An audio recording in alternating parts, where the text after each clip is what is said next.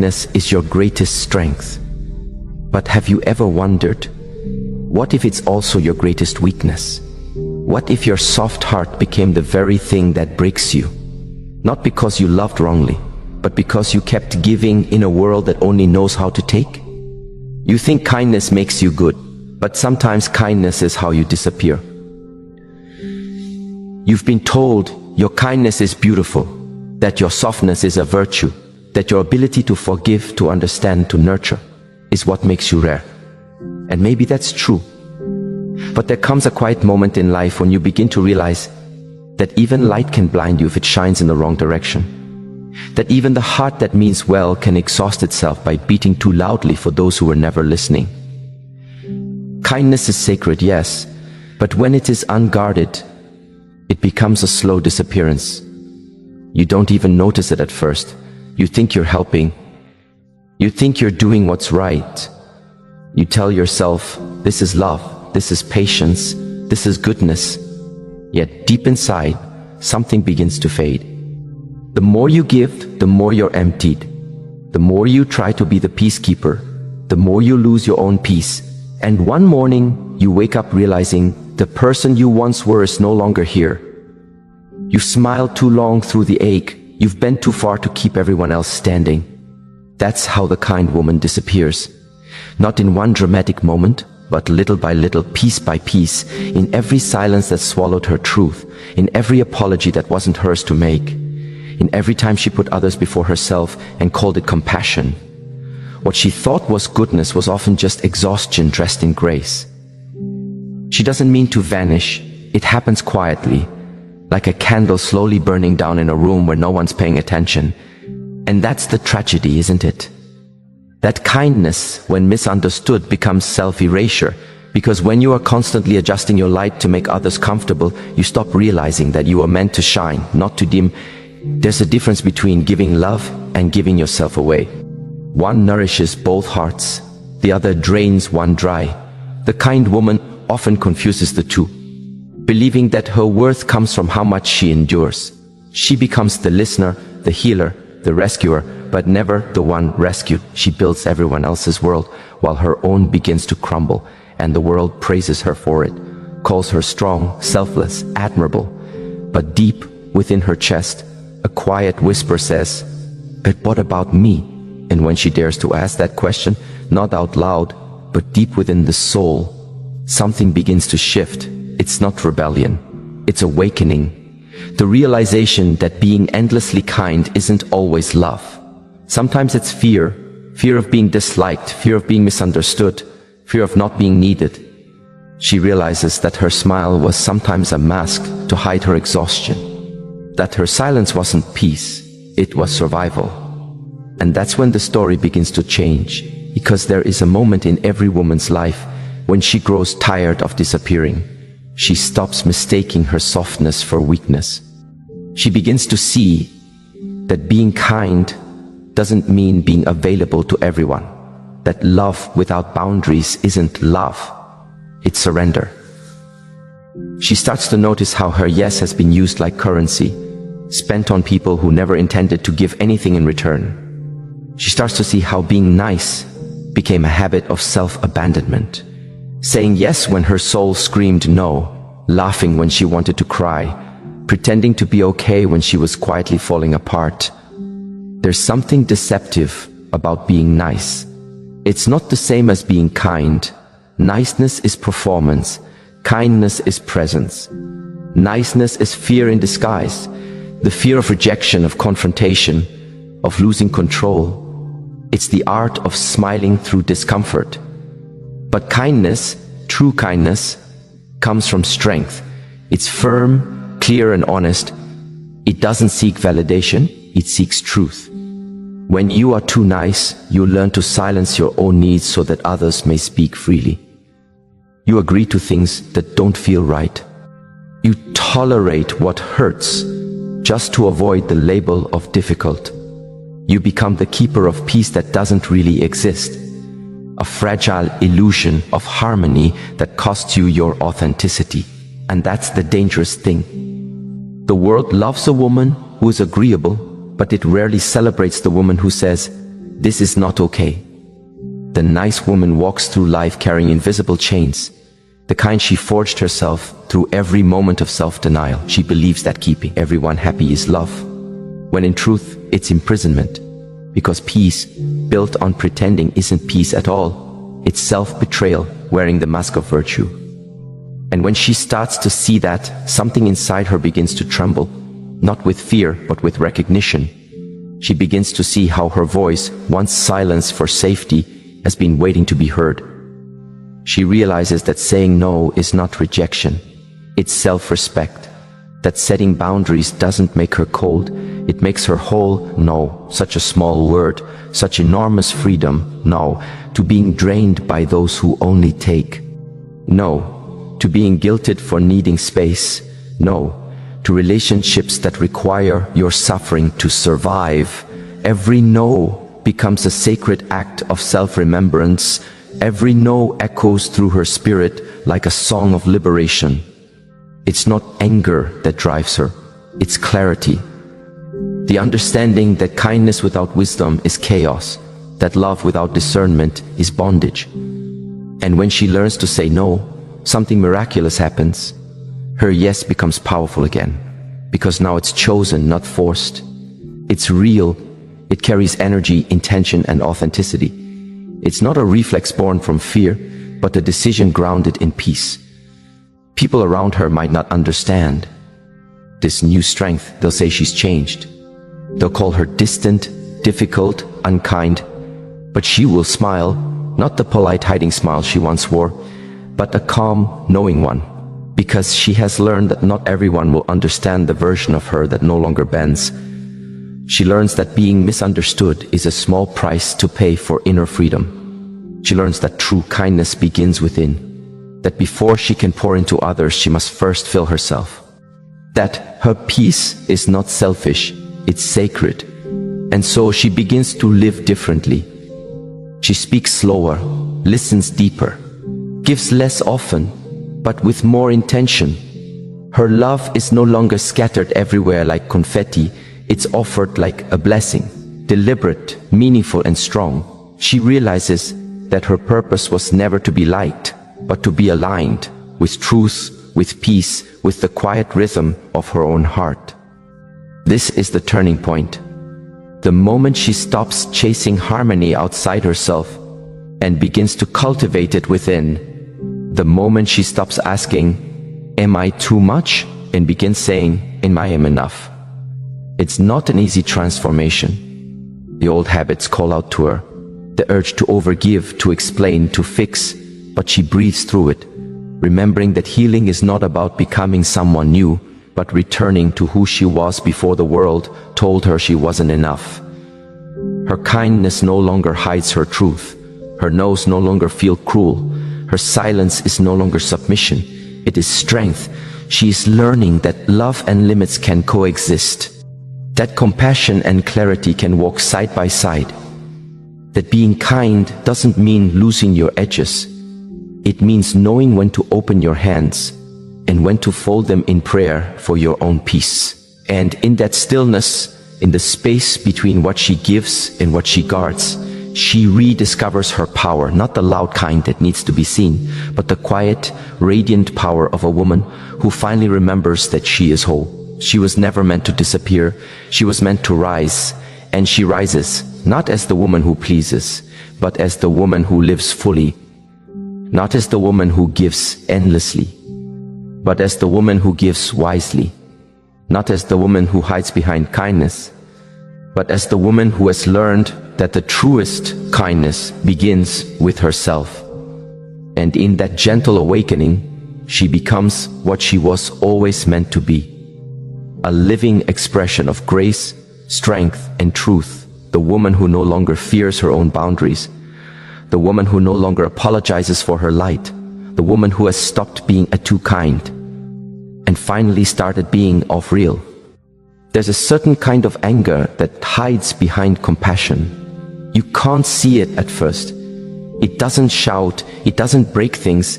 It lives quietly like smoke after a fire, moving gently through your soul. It's the anger of the woman who keeps giving, even when she has nothing left. It's the exhaustion of the heart that keeps forgiving what it shouldn't have to. It's the ache of the one who has been gentle too long in a world that confuses gentleness with weakness. You can feel it when she smiles, but her eyes are tired. You can hear it when she says, "It's okay," but her voice trembles just slightly, as though her truth is fighting to escape. That's the quiet rage of kindness turned inward. A fire that burns through her peace, yet never lights up the sky enough for anyone to see. She has mastered the art of swallowing her feelings so well that even her pain starts to believe it doesn't exist.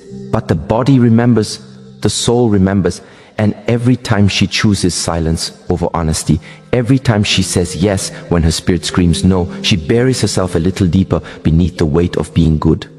It's not that she wants to suffer. It's that she was taught that love means sacrifice, that to be kind is to be available, to endure, to forgive endlessly. She doesn't realize that the fire she's holding back is not meant to destroy. It's meant to transform. The anger she hides is not a sign of failure. It's the language of her boundaries calling out for air. It's the soul saying, "You have given too much." It's the whisper of truth, breaking through layers of guilt, conditioning, and fear. For too long, she's mistaken suppression for peace. But true peace is not the absence of conflict. It's the presence of honesty. And honesty, when spoken from love, is the most compassionate thing there is. So she begins to listen. Not to the voices that tell her to be quiet, but to the pulse within her that beats in rhythm with truth. And that's where she finds the courage to practice what many misunderstand. Sacred selfishness. It's not greed, it's not arrogance, it's not a rejection of others, it's the gentle return to herself. It's saying, I am allowed to rest. I am allowed to need. I am allowed to exist beyond my usefulness. Sacred selfishness is the moment she stops believing that love must always cost her something. It's the shift from depletion to discernment, from pleasing to presence. It's when she realizes that protecting her energy is not cold, it's wise. Because if she keeps pouring into everyone else while her own cup runs dry, she'll begin to resent the very people she wanted to help. You cannot be kind from emptiness. True kindness flows from fullness. There's something holy about saying, I choose me. Not because she's closing her heart to others, but because she's finally opening it to herself. She begins to understand that her energy is sacred currency. Not everyone deserves to spend it. And so, she starts to give more thoughtfully. She gives when it feels aligned, not obligated.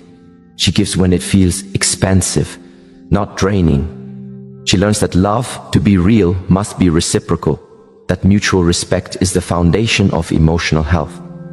That compassion does not require the absence of self-awareness. And with each boundary she sets, the guilt begins to fade. The guilt that used to whisper, "You're selfish for taking time for yourself." Now she understands, it's not selfish to protect your peace, it's self-respect to do so. When she finally embraces sacred selfishness, she starts to see how often her worth had been tied to her ability to give. The more she gave, the more valuable she thought she was. But now, she redefines value. Value is not measured by sacrifice. It's measured by alignment. And alignment means doing what honors her soul, not just what pleases others. This revelation brings clarity, but also grief, because she begins to notice how many times she was celebrated for her pain. How often people said, "You're so strong," when what they really meant was, "Thank you for suffering silently so we don't have to feel uncomfortable." And she realizes that the world rarely celebrates the woman who says, "No more." But she says it anyway, because she has learned that freedom doesn't require applause. The illusion of endless giving breaks here. The illusion that she was meant to be everyone's anchor, everyone's healer, everyone's constant source of love. She starts to see how that illusion was built on centuries of stories that told women their power lies in service, that their virtue lies in endurance. But endurance without balance isn't strength. It's slow self-destruction. It's an old lie disguised as loyalty. She starts to see that she's been giving from habit, not from heart. That her generosity had become a kind of survival mechanism. A way to feel worthy, a way to feel needed. She had mistaken depletion for devotion. But love that drains you is not love. It's dependency wrapped in expectation. So she pauses, she breathes, and she begins to unlearn the rhythm of overextension. At first it feels foreign, to rest without guilt, to decline without apology, to sit in silence and feel the weight of her own unmet needs. But slowly, something beautiful begins to grow in that stillness. It's not pride, it's presence.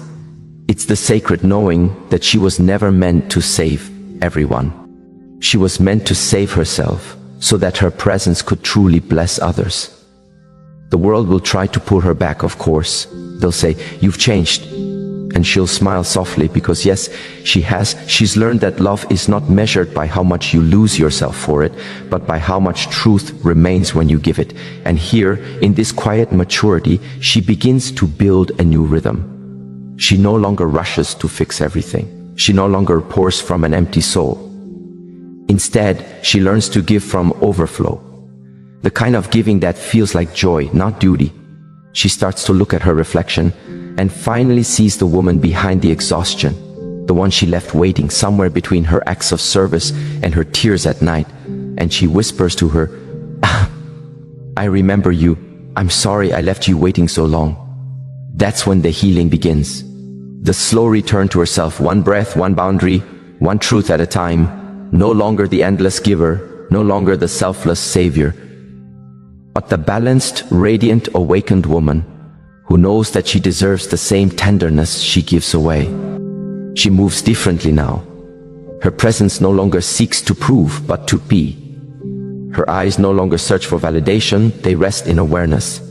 She no longer apologizes for the energy she withholds. She understands that her peace is a prayer. And not everyone deserves to be part of that sacred silence.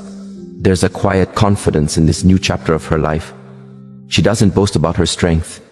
She doesn't announce her boundaries. She simply lives them. She walks through the world lightly but not blindly. Her kindness is still there, but now it has roots. It no longer bends with every passing wind. And in this grounded kindness, she begins to feel something she hasn't felt in years. Ease. The weight of overgiving begins to lift. Her body softens. Her breath deepens. She no longer fears disappointing others. She only fears betraying herself again. The illusion of endless giving falls away like autumn leaves, revealing what was always true beneath it. That she was never meant to carry the world. She was meant to walk through it with grace, with discernment, with love that knows when to stop. Now when she gives, it's intentional. Now when she loves, it's chosen. Now when she rests, it's sacred. And the world feels different. Not because it changed, but because she did. She has learned that strength doesn't always roar. Sometimes it whispers, "I deserve peace too." Her kindness still lights the way, but now it burns steady, no longer to warm everyone, but to guide herself home. And that is the quiet revolution of the kind woman who finally decided to stop disappearing. There's a kind of silence that doesn't come from peace. It comes from fear. A silence that tastes like surrender, like the echo of swallowed words and buried truths. Many women live inside this kind of quiet. They call it patience, they call it grace. But deep down they know it's the silence of the soul, learning how to survive what the heart can no longer carry. You stay quiet to avoid being misunderstood. You soften your tone so others can stay comfortable. You convince yourself that peace means keeping the water still, even if you are the one drowning underneath. And for a while it works. You feel safe in the stillness. You believe silence protects you. But slowly, you begin to realize that your silence doesn't build peace.